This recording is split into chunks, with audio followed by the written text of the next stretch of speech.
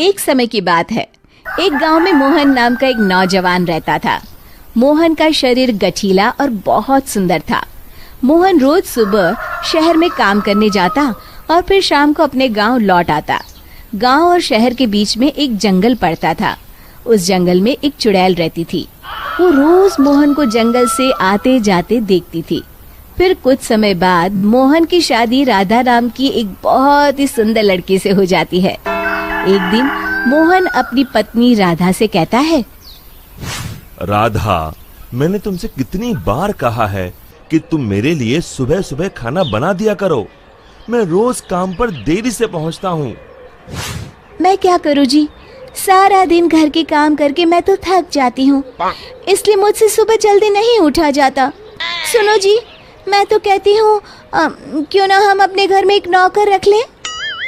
अरे भाग्यवान, अभी हमारी इतनी आमदनी नहीं है कि हम कोई नौकर रख सके।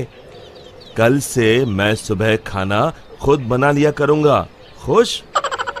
इतना कहकर मोहन घर से चला जाता है। फिर अगले दिन से मोहन रोज सुबह जल्दी उठकर अपने लिए खाना बनाने लगता है। जब खाना बना ही रहा हूँ तो घर के सभी लोगों के लिए बना लेता हूँ। फिर मोहन रोज सुबह सबके लिए खाना बनाता और शहर में काम करने चला जाता। दूसरी तरफ राधा घर में सारा दिन आराम करती और घर के बाकी काम अपनी सास से करवाती। हे भगवान, ये बुढ़ापे में तू मुझसे किस जन्म का बदला ले रहा है, जो ऐसी बहू को मेरे पल्ले बांध दिया है। फिर कुछ दिनों बाद राधा मोहन से नई साड़ी और गहनों की जिद करती है।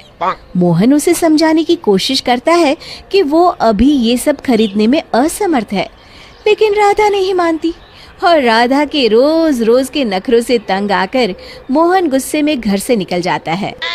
कब वो जंगल में पहुंच जाता है उसे भी पता नहीं चलता।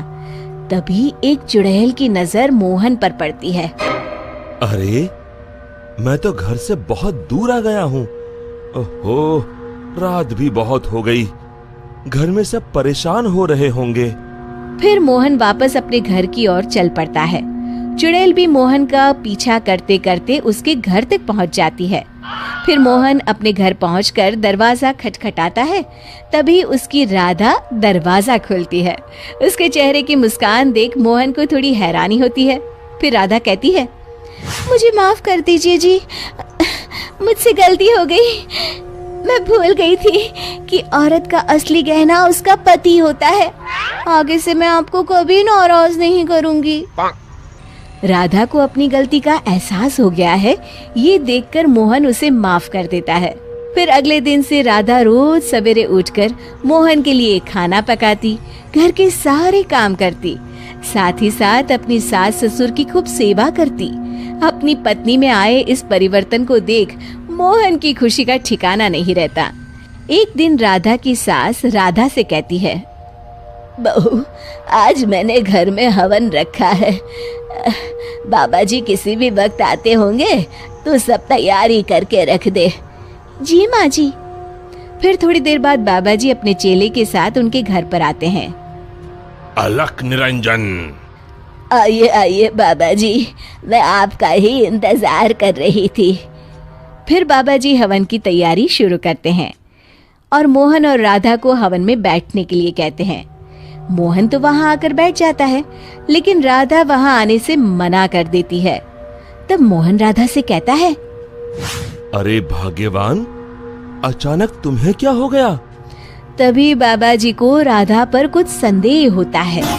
अलख निरंजन, माँ जी, तुम्हारे बहू के हाव भाव देखकर मैं पहले ही समझ गया था कि इसके अंदर किसी चुड़ैल का वास है।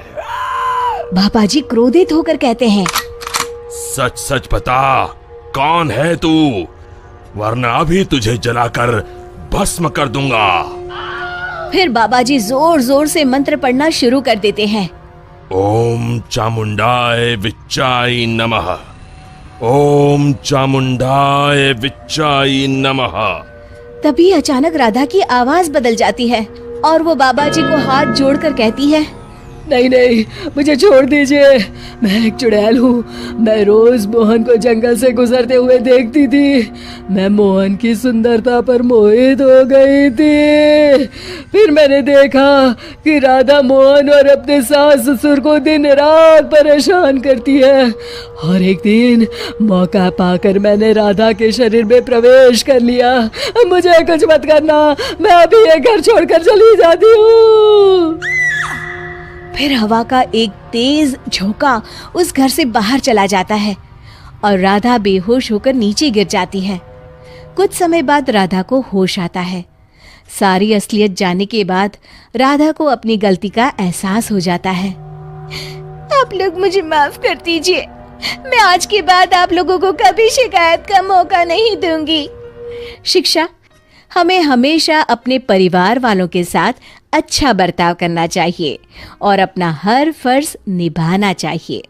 दोस्तों, हमें उम्मीद है कि आपको हमारी ये कहानी पसंद आई होगी। कृपया हमारे चैनल को सब्सक्राइब करें और सभी अपडेट्स के लिए बेल आइकन जरूर दबाएं। और हाँ, वीडियो लाइक और शेयर करना मत भूलिएगा। Bye bye.